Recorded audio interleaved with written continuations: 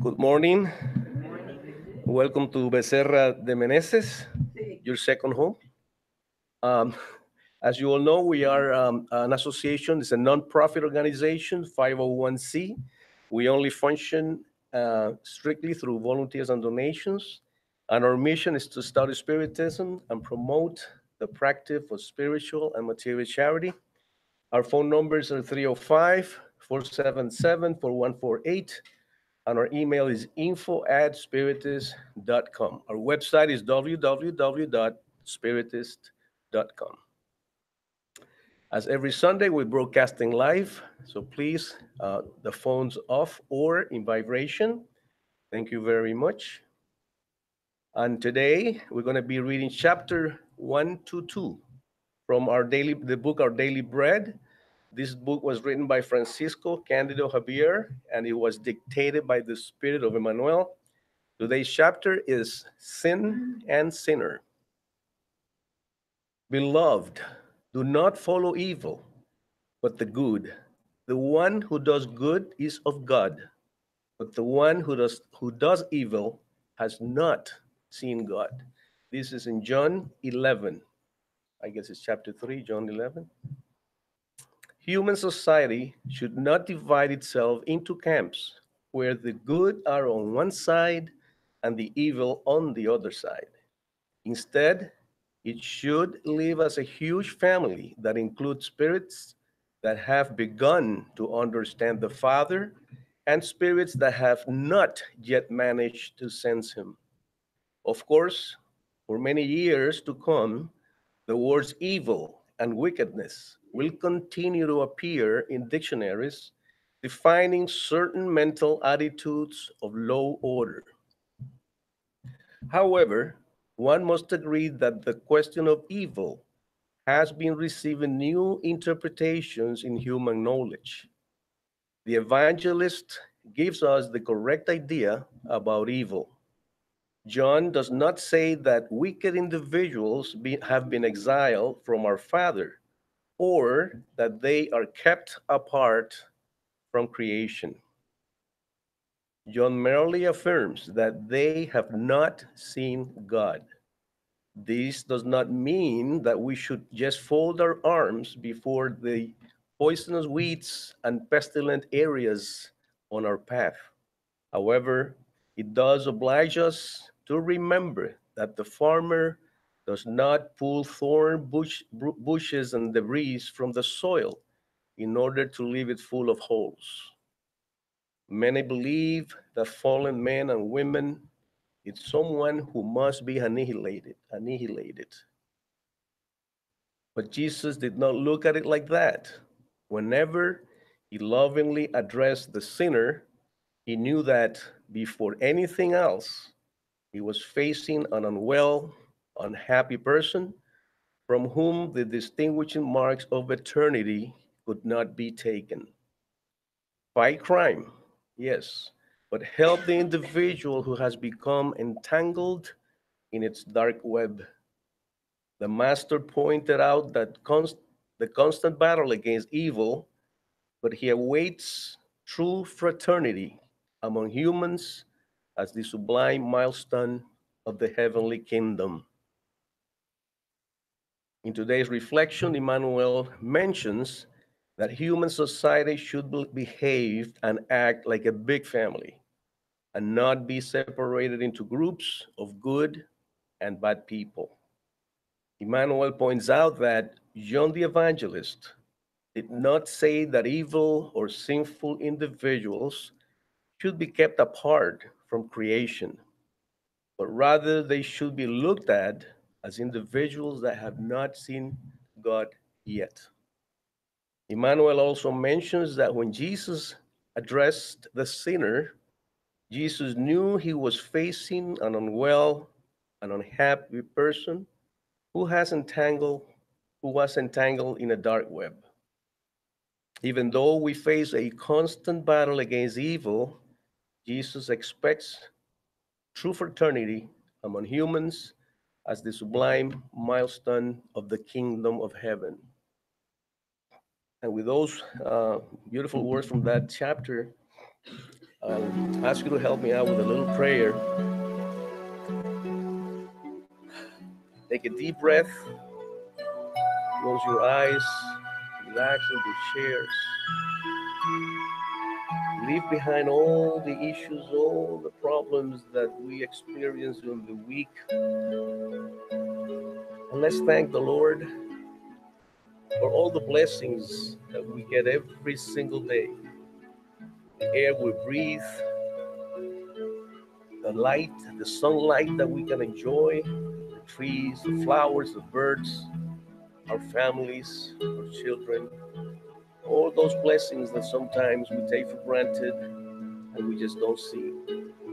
Thank you, dear Master, for this Center Becerra de Meneses, for all its workers, for all the people that are here today, all the brothers and sisters, for those that were not able to make it, for those that are watching on the internet. We thank you, dear Lord, for all those blessings.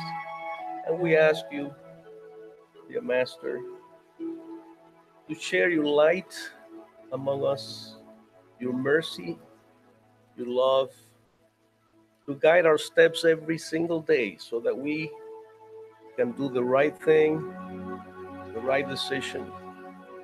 We ask you, dear Lord, like every Sunday, for world peace.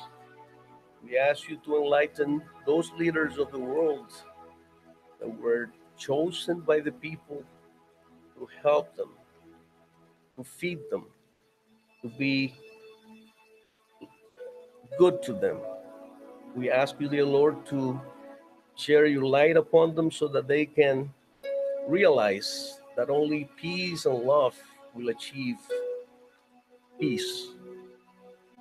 We ask you to bless all of us, our brothers, our sisters, our family, this center. And we ask you, dear Lord, to bless our brother Carlos, who is going to give us today's gospel. We ask you to put the right words in his mouth, in his lips. And we ask you to open our hearts and our ears so that we can take the message, understand it, take it home with us, and put it into practice. We ask you this, dear Lord, in the name of your Son Jesus. So be it. Carlos Baruki, he's going to be talking today about chapter 7, Blessed are the pure in spirit. Good morning. As a matter of fact, I covered this subject last year, no, just September the 2nd. Right? Changed presentation. Last year, I started with a poem by a Portuguese poet, Fernando Pessoa, in which he said that he was tired up, even fed up, of princes, of people that pretended to be kings, right? People that all the time were haughty, arrogant, looked down upon others. And today I'm going to be concentrating in the linguistic part of it. We're going to be seeing a little bit deeper what I showed in one slide last time. We're going to be go a little bit deeper today for us to understand what was missing in this sentence when it was translated, which is blessed poor spirit. Right? Then we're going to be covering also where this sentence appeared, because sometimes we think that it appeared just in one place, but it appeared in three places.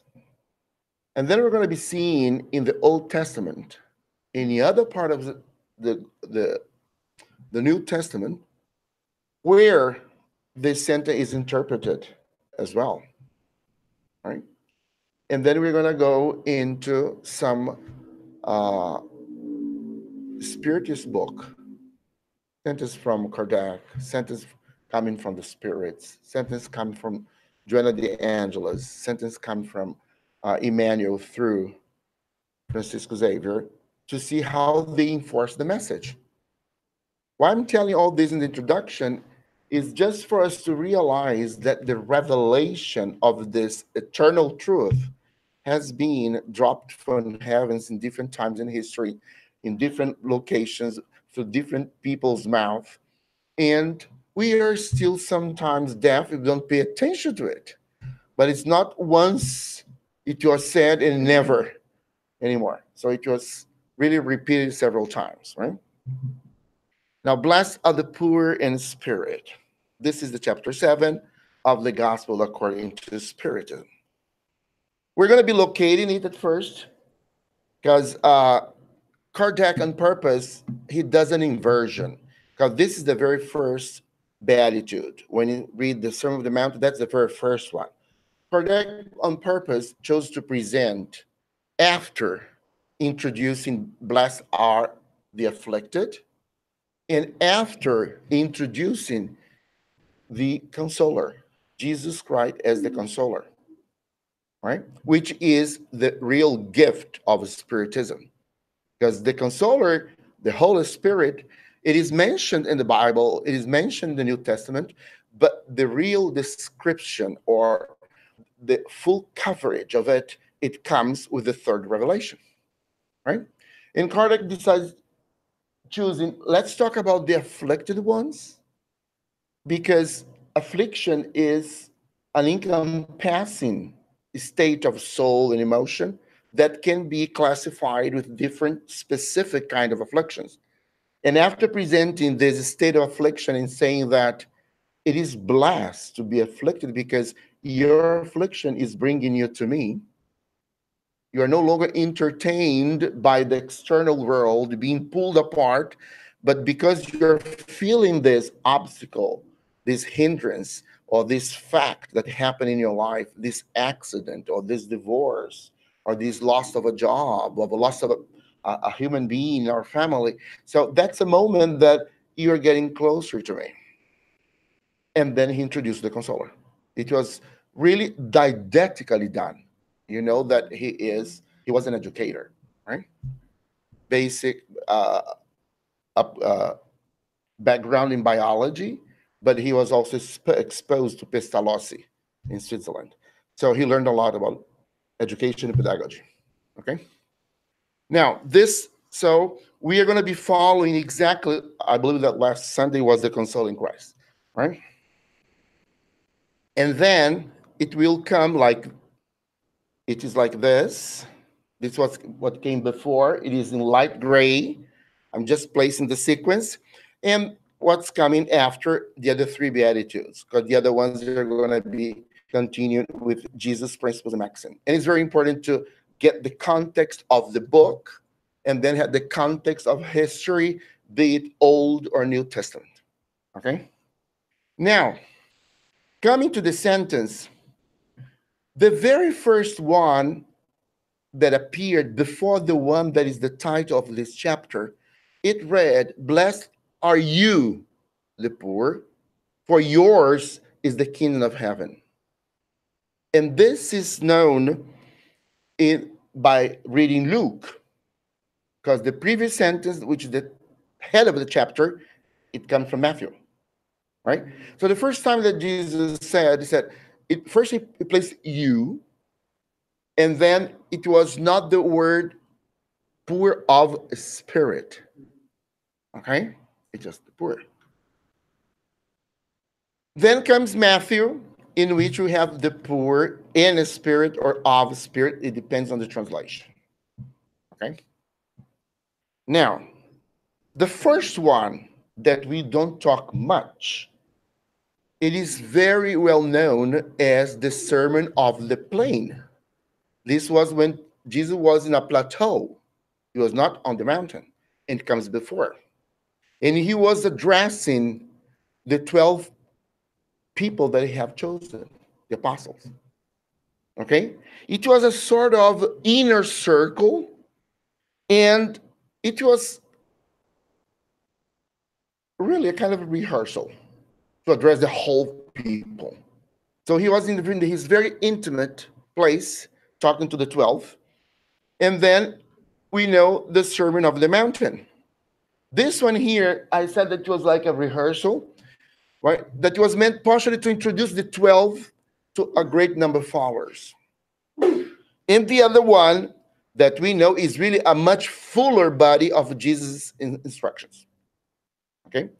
And we're going to be concentrating now in the poor in spirit. This is the part that many people have debated for many years. Lots of controversy. How come that? Because some people said poor of spirit, it means that these people, they are not enlightened. Right? Their spirit was bad. And what's going to be blessed? Right? It looks like a contradiction of terms, like a paradoxical statement. Okay? And we're going to be understanding why it is not paradoxical by analyzing language at that time. Before going there, I'd like to tell you that another part of the Bible shows the very same principle. That we don't read much because it's very highlighted in the Mormons' Bible. The Mormons, there is one temple called Nephi, a true temple, right? And Nephi was a celebrity in the community in terms of knowledge, good spirit, and humbleness. Nephi was the brother of other people, right? He was the brother of Sam, he was the brother of Lumel, he was the brother of Sarai, and he had two stepbrothers. It was Jacob, that we know Jacob, and Joseph, right? Now, in the Mormons' Bible, we have this sentence here. And it came to pass that when Jesus had spoken these words unto Nephi, and those who had been called, now the number of them who had been called and received the power, authority was 12 apostles. And behold, he stretched forth his hand unto the multitude, and cried unto them, saying, Blessed are you if you shall give heed unto the words of these 12. He's saying, these are the chosen ones, pay attention to them. They have the authority, they have already been prepared. So heed, be careful to what they're going to be saying. These 12, whom I have chosen from among you to minister unto you and to be your servants. So Christ is saying, I did not choose 12 to be served. I chose 12 to be servants, right? And then it's going to be saying, and again, more blessed are they who shall believe in your words, because that you shall testify that you have seen me. He's talking to addressing the apostle. You have seen me, so you have to testify me. And that you know that I am. Yes, blessed are they who shall believe in your words, because it's passive from generation to generation, right? And come down into the depth of humility. At first, we mentioned servant, and then depth of humility. And then he's going to conclude saying, yes, blessed are the poor in spirit who come unto me, for theirs is the kingdom of heaven. So the kingdom of heaven is mentioned in Luke, is mentioned in Matthew, it's mentioned in Nephi 12. Right? As a matter of fact, if we go to Utah, we heard the greatest community of Mormons. Nephi is the capital of a county called Juwap, like Miami-Dade County in Miami. So it is their Miami, right? So this is Nephi, and it is in the Bible. They are touch only different people in the Bible, right? The same way that if you go to other denominations, they're going to be reading the Bible and touch other group of people as well. Okay? But you see that you have the very same thing of poor and poor of spirit in plain, mountain, and fire. Okay? Now, coming to the words here, the word spirit in Hebrew is ruach. Here I've written two sentences. The first sentence is using our alphabet so that we can read Hebrew.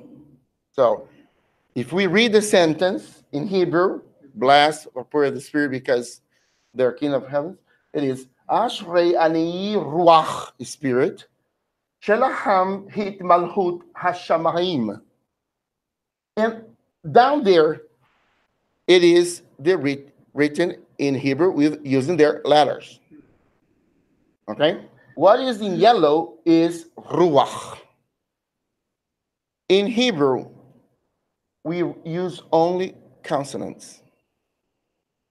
What you see there as dots, like comma, dots, hyphen, these are vowels and semi-vowels. So if we open their Torah, there are no dots, there are no semi-vowels and vowels. They are able to read by just reading consonants. Think of your name only with consonants, okay?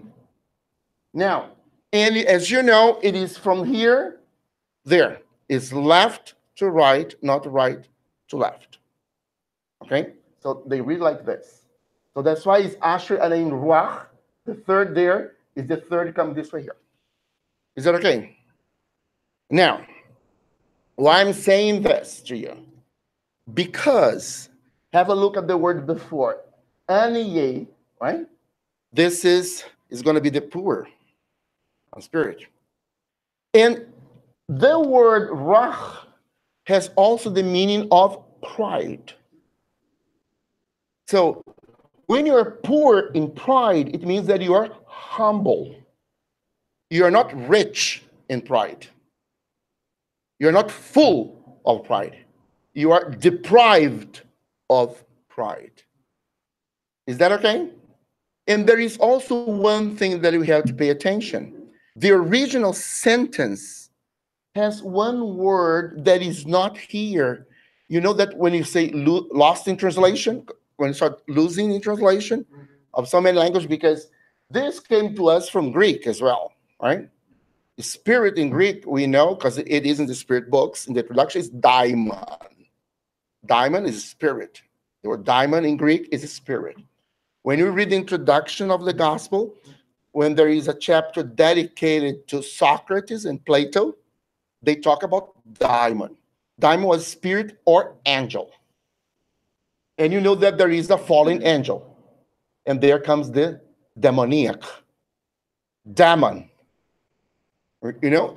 So the daimon, which was a spirit, an angel, was reduced by the Western world through Catholicism and Protestantism to one kind of angel, the fallen one, the demon.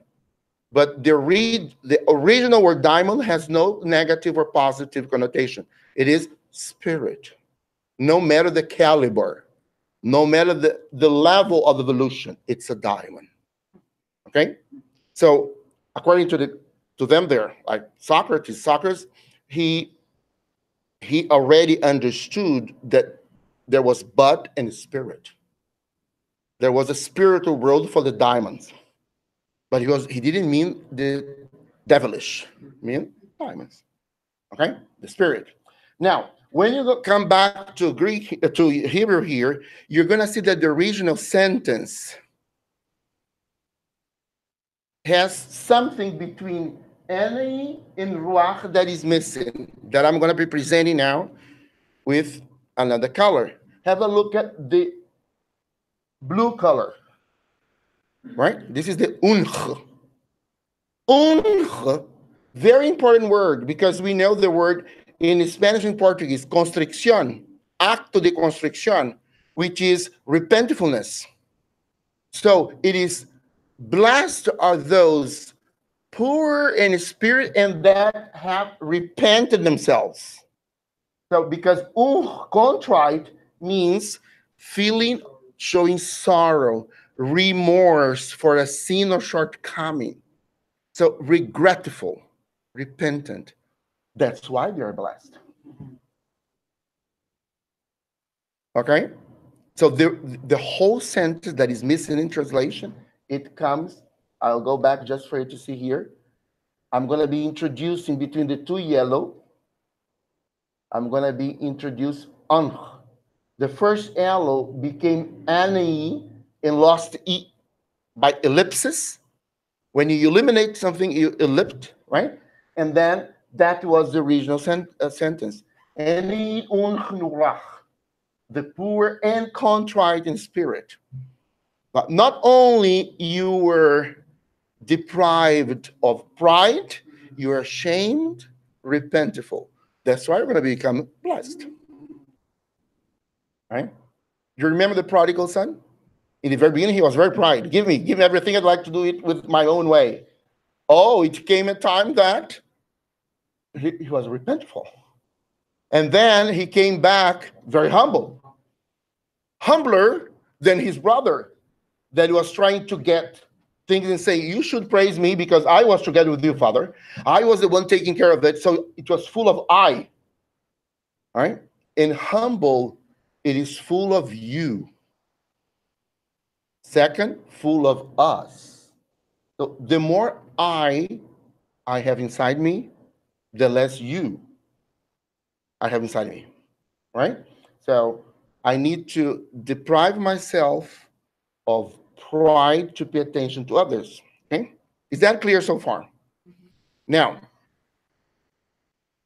so let's see now, bring to life, because we say that he is proud, she's humble. But we have to understand, what does a proud person do? What does a humble person do? So bring into life, like as we have a thermometer for the temperature, is like to see my pride monitor, to see how proud I am or humble I am, right? So let's put in two columns here. I'm going to go there now, right? This sentence before God appears in the prophet. The full sentence in the prophet comes with the word contrite. And this is a prophet before Jesus, which means that if the translator had taken Isaiah before taking the word of Christ through Luke, Matthew, and also in Nephi, he would have translated contrite, anho. But no, got only the last version quickly and lost. Okay? Now let's see here now a proud person, for us to see how proud we are, people that we know.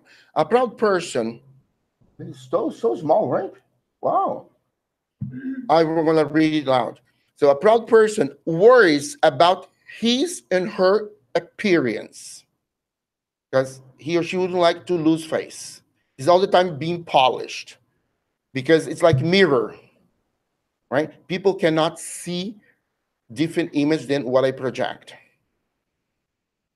In concrete terms, I take 30 selfies and I delete all the selfies that I don't look good because I would like to accept that I have a different angle. I don't like this angle.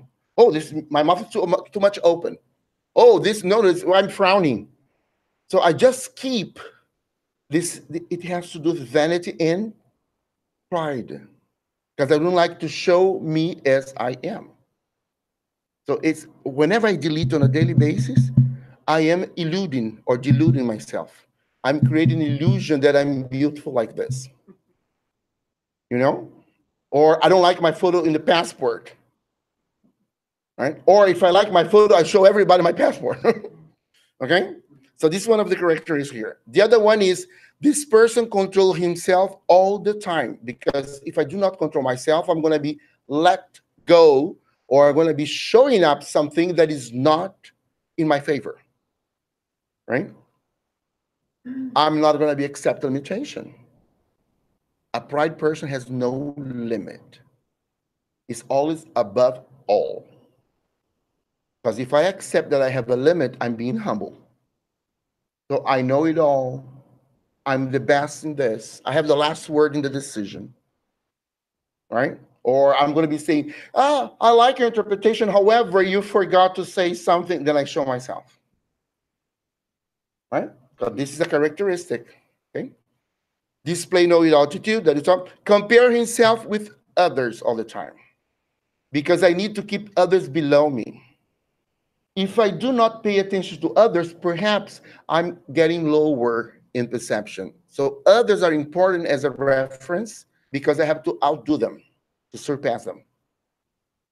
Like, oh, I'm going to the party, this dress, no. I remember that last time Margarita had a better dress and better jewels, so to be on the safe side, let's go with something extra. Okay? Because it's comparing. Now, feel superior and more privileged. is going to say, how come that they have mentioned, I mean, in my work, they thanked and mentioned two people for the good result of the month. They didn't talk about me. How come? All right. Or somebody comes here and talk to another person, and I feel superior because I'm a director, and say, yeah, you've been talking to me at first. Okay? Perhaps that the person does not know who is who in hierarchy. But I feel offended, susceptible, because should be people be talking to me at first. Right? Likes to exclude others. Generally, a proud person likes petit comité. He's all the time saying, no, this doesn't need to be here with us. Right? Because the closest is the inner circle is more privileged. Be inclusive is give the opportunity for others to shine. Okay? So that's why I like to do this exercise, because we think that pride is, no, we have to go to see, yeah, right? Points people mistaking ability. All the comments is to diminish. A proud person, if he or she is not able to go up, he lowers people down to keep in the upper position. If I'm not able to go up, I decrease people. Okay? He's very haughty, like arrogant, right? Like snobbish, snub up nose, looks down upon others, right? And this you can observe by the use of adjectives. Because the noun as such, we cannot know if a person is despising or not. But it depends on the adjective that a person, or the adverb qualifying action. Then you know if the person, right, is really putting people down. These people, they suffer. They are not happy. They are empty, bitter, and fearful, because everybody represents a threat. Everybody is going to be a possibility of putting me as a second character. A pride person is a protagonist. It's not a joining character or a second character. Now, is the one that is in the center of the plot. Okay? Does not admit failure. Is full of excuses. In general, they say, the thing is, you haven't understood me. It is not, I haven't expressed myself well. It's you that have no capacity and capability, ability to understand me. It is different, okay? So when you analyze people's language on a daily basis, relaxed, because when they are on the stage, or if they are doing a test, they are controlling their language. But when they are very relaxed or under extreme pressure, there comes the real spirit and how big it is. Because there are people that they minimize the spirit to show appearance of humbleness, even soften their voice, and use lots of softening words. But the monsters, they are, the serpent is there. Okay? In the Spirit's book, we have that selfishness and pride. They are the serpent that devour our heart. It's a sentence said by one spirit in the Spirit's book, in one of the questions. They are the serpent that devours, like eating like crazy, our heart. Okay? And their life is heavy because they live in hell. They don't have to die to experience. Their life is hell already. And there is one principle, right? Misery likes company, right? If my life is hell, well, you're going to be happy. Now I'm going to be doing my utmost for you to be heavy and in hell as well. That's very common. Now, humble is the other way around, because a humble person, by definition, knows limit. I don't know much about this subject. I've just read the introduction paragraph. Does not pretend I have been reading the whole book, right? Or say, sorry for my English because it is still broken. I'm still trying to get it better. Okay, so a person knows limit. Right? Accept somebody else's support and help. A proud person doesn't like to be helped because feels diminished. Say, I am the needy one here? No way. I have to keep my face. I'm not the needy one. I'm the resourceful one. Right? Does not suffer with lack of skill because a humble person has self-acceptance. When you have self-acceptance, you are one step closer to happiness because you're not struggling to destroy yourself. You're not rebelling against yourself. And self-acceptance means physically, my behavior, or do you know why? I don't know, but today I got envious because I've seen everybody being praised, and I thought I should have been praised, and knows herself, does not pretend, knows, accept as such. Very nice to know if when we have children, as we are spirits, ageless spirits, right? So when you have children, sometimes you say, "Oh, how come that the one in the middle is so humble? Where this person learned from?" 3 years old, 4 years, and understand his limits and ask help. And you have the other one that pretends to be the hero and go through all the limits. And of course, that the father, the, the fall is going to be bigger, right? Because we are the highest we go in pride is the biggest our fall, right? We're getting close to destruction. Understands in the secrets. What I mean by that, a humble person says, I cannot be all. I have something that is only mine as characteristic, and she has something that's only hers. So let's work together because you have a unique feature and I have a unique feature. And if it is unique, you cannot compare because you compare what both have. So a happy person in society, and maybe I'm in society, maybe a small group, in my home, in my club, among my friends, is a person that says, I'd like to find people that have something that I don't have.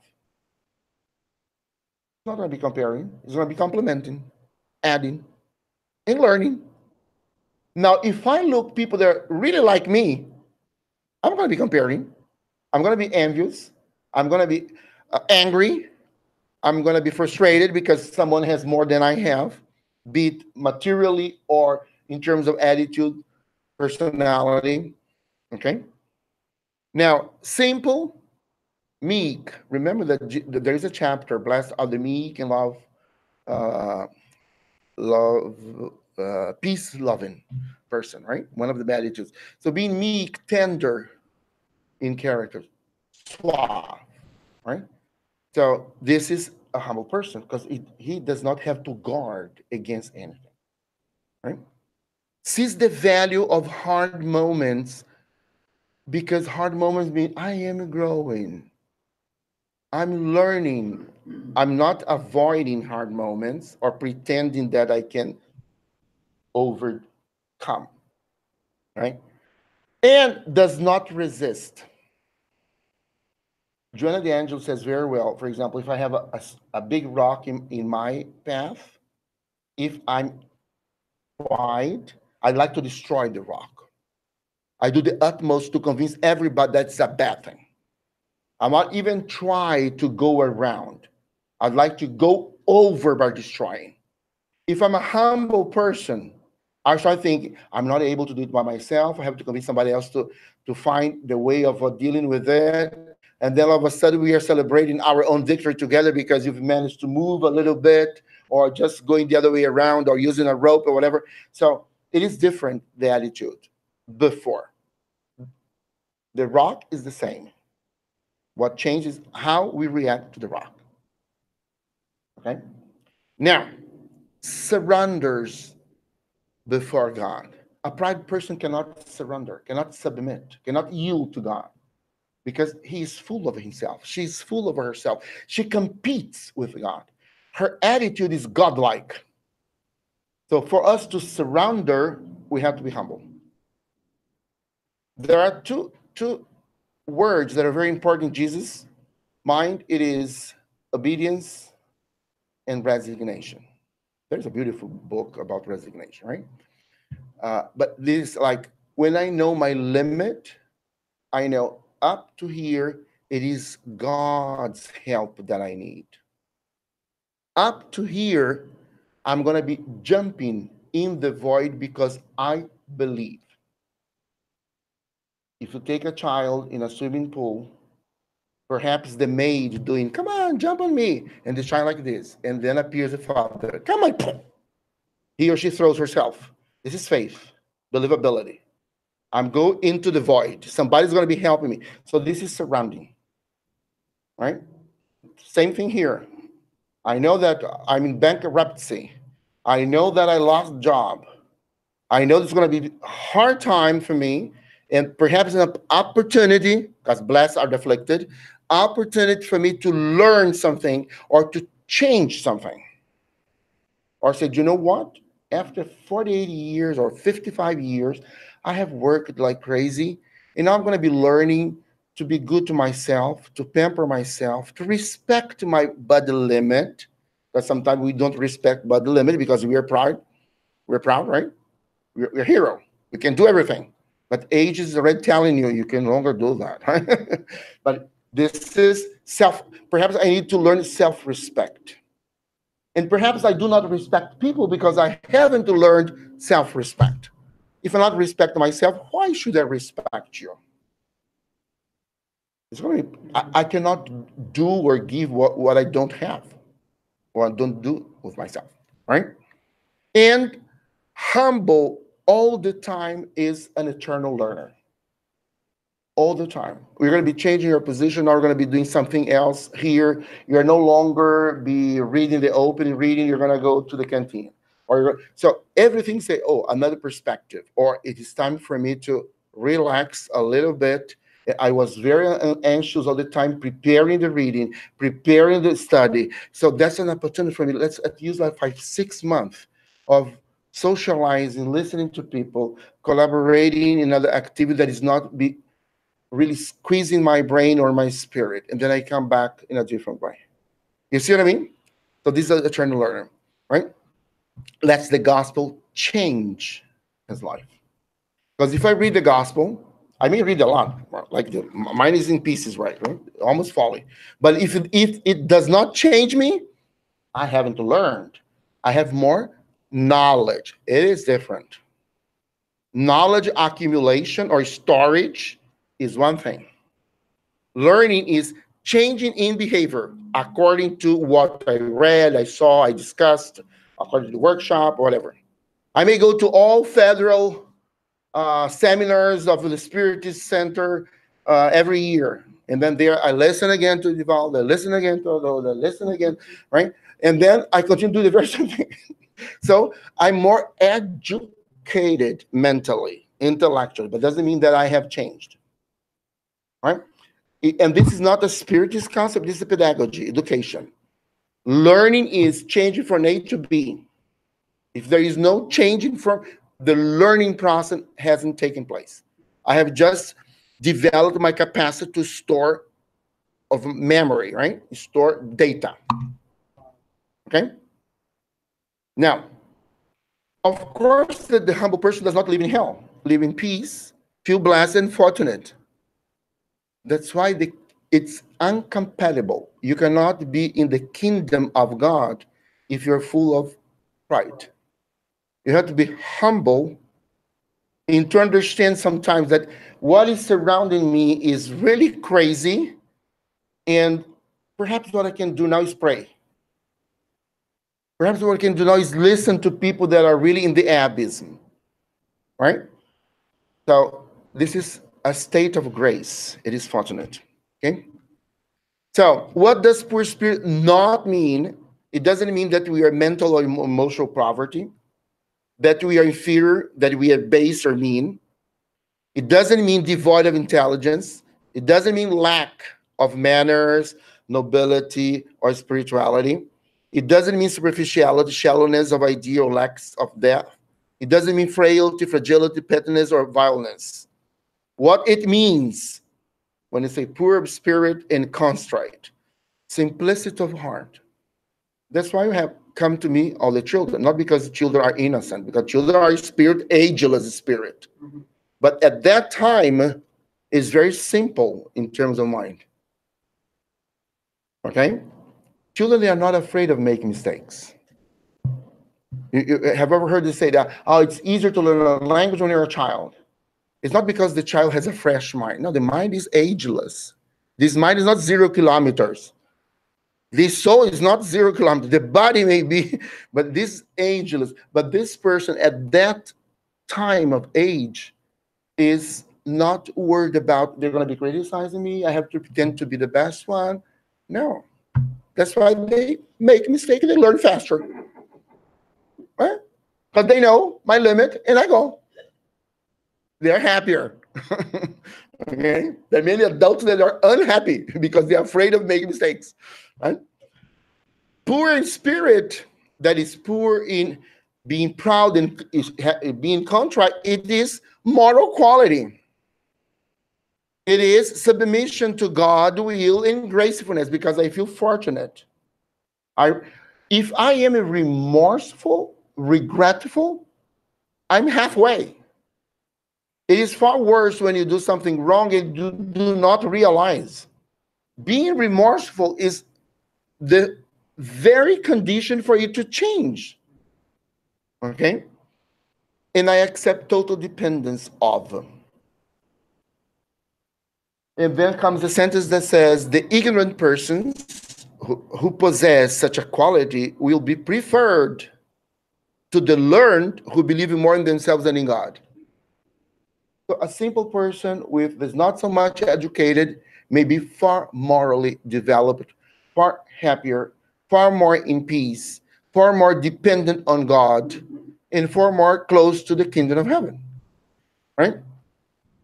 Therefore, the poor in spirit are the ones who abate their pride, they kill their pride, and surrender to the commandments of the evangelist God.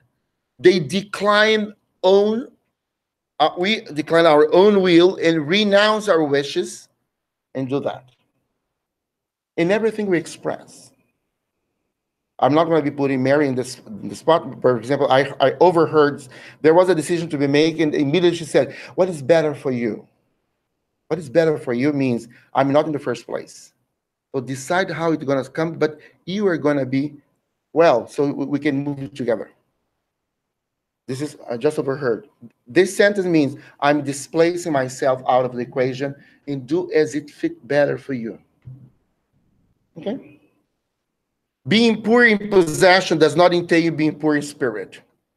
And the poor in spirit means to understand that everything is achieved through God and depend entirely to Him.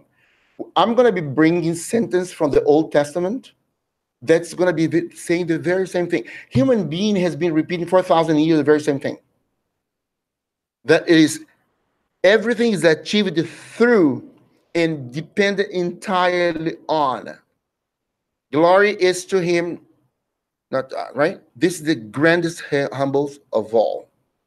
In the Old Testament means before Jesus Christ. We have Isaiah that I've put this sentence before. I'm going to be adding now more sentences. Have a look at this sentence that you can find in one of the 5 books, Deuteronomy. It is to be with Him. He is to read all the days of his life so that he may learn to revere the Lord. This is humbleness. Learner and submit and glorify. Right? He's God, and follow carefully all the words of this law and these decrees. We see also another verse of Deuteronomy. Gather the people together, men and women and children, and thy strangers that is within thy gates, or their gates, that they may hear. Only humble people hear and listen to. Pride people, they don't need to hear, because I have my answers. My interior monologue has already told me. You are there as a secondary actor, just repeating because you're a fool. So for you to hear somebody and pay attention to, it's an exercise of humbleness. Okay? So here, and that they may learn, again, the word learn, and fear the Lord your God and observe to do all the words of this. Another sentence here coming from Psalms. But as for me, I'm poor and needy. May the Lord think of me. You are my help. Only the humble people accept helps. My deliverer. You are my God. Do not delay. Come. Isn't it beautiful? Right? Not to us, Lord. Not to us, but to your name be the glory. And this is Psalm again. It's Old Testament is already telling this to us. How many times do we have to reincarnate? Because when I say Old Testament, it's not their problem.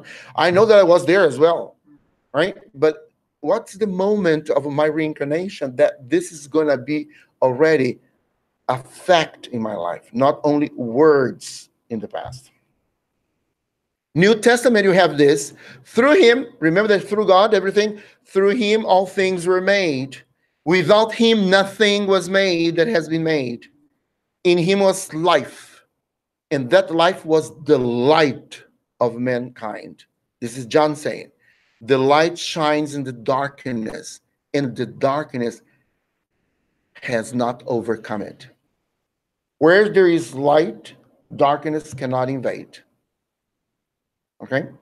And you know, the way, the truth, right? For it is by grace you have been saved through faith. We talk about believability. The children just throw himself herself. And this is not from yourselves. It is gift of God. We know that hope and faith is God's delivery. And for us to receive, we have to ask. We have to knock the door, and we have to work.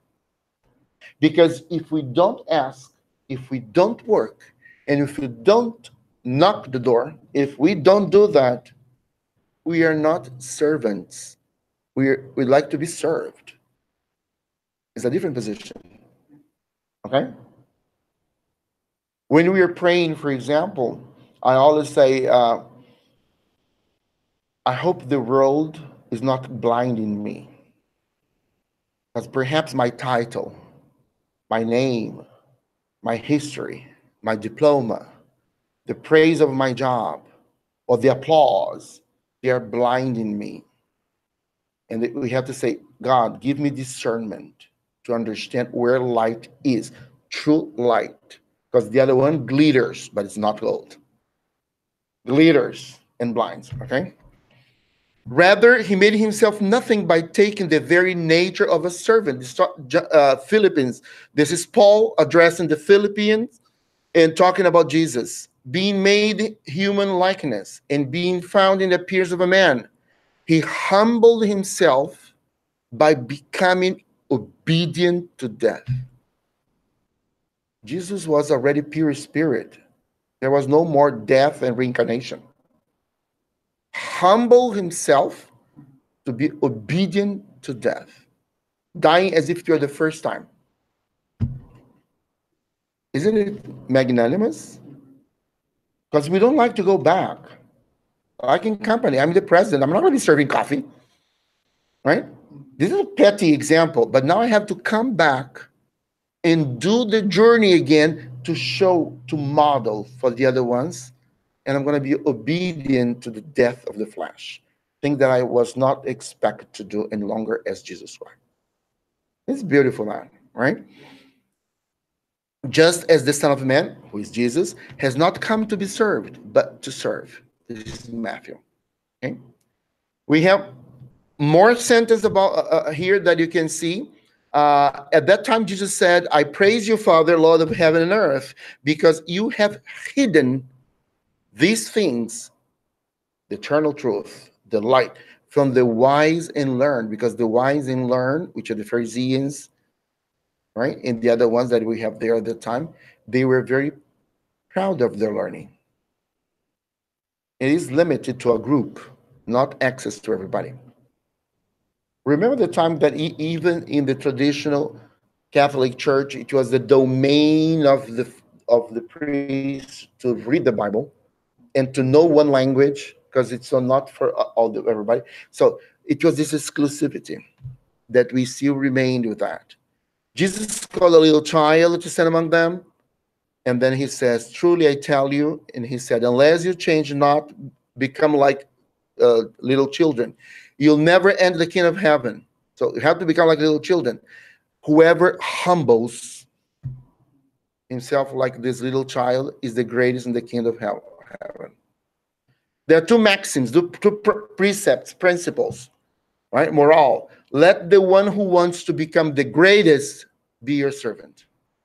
So for you to be the greatest, you have to be a servant before. And whoever humbles himself will be exalted, glorified, honored. Whoever boasts, brag, and talk marvelous things about himself will be humbled. It's going to be placed again, right? Now, just for us to think a little bit before I finish here, we have some examples, and I'd like to attach the examples. Socrates is one of the examples. Socrates, for you to have an idea, Socrates, he was born, it was 477 before Christ, and he died 399. So he's like 5 centuries before Christ. And when you read the book On to the Light, Xavier, through Emmanuel, Emmanuel says, and I like that verse to see, that Socrates, 500 years before Jesus Christ, he was surrounded by the most divine spiritual light of all time until then. And he says, Emmanuel, Athens, right? Athens being the brain of the world because of philosophy, art, could not tolerate, right, the advanced teachings of the great messenger of Jesus, a benevolent spirit called Socrates. So as a messenger of Christ, 500 years before Christ coming again to show him humbleness, right? And we can see this because he was put in prison, and one of the judges left the door open because he was aware that he was not guilty, and he did not leave the cell. He remained in prison with the door open. He knew it was his time to die. He was given a chalice, like a cup with venom, hemlock, cicuta, right?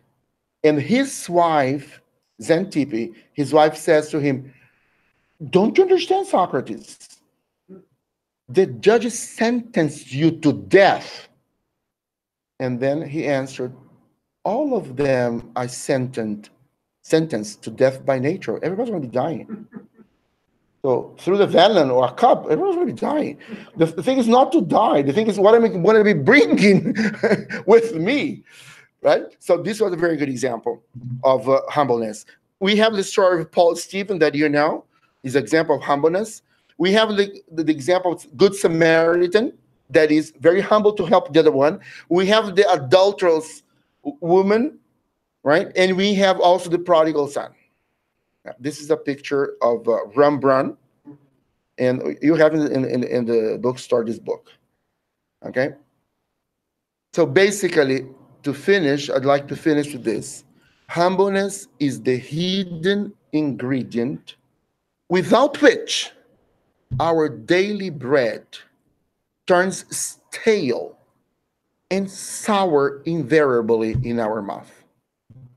This is Emmanuel's thought and life, Francisco Cândido Xavier. So if I have faith, the bread that I eat will be a good bread. If I don't have, it's going to be stale and sour in my mouth. Okay? So let's prepare ourselves. I'm going to just be skipping this, and I'm going to be preparing for the reading, because it's just proof of the very same thing I was telling you. That's why I finished there. I prepared for 1 hour and a half, forgot that here's 1 hour. Okay? So let's pray for God to unveil our sight so that from now onwards, we can start seeing through our spiritual eyes. Okay? So if you can follow me in the prayer. Jesus and all good spirits that are here to protect us, that are here to guide us and show the way. Give us the opportunity to see in life where we are acting proudly. Give us the opportunity, the clarity, unveil our eyes to see what I have to change, what I have to do to unveil and see what I should see as eternal truth. Protect us from the external world, all the elements that are preventing me to understand the principles that should guide my life, the principles, the precepts that should be my lighthouse in my navigation on a daily basis. Help us to read the gospel very heedfully, very carefully, and delight in all the words and bring all the teachings into our lives on a daily basis, and not only a sentence in a book on a shelf. We all count on you, Jesus, as our brother, as our master, as our teacher and our doctor of souls. Show us the way and let us be humble enough to grab your hand and tell you on a daily basis, Papa, take me with you. So be it.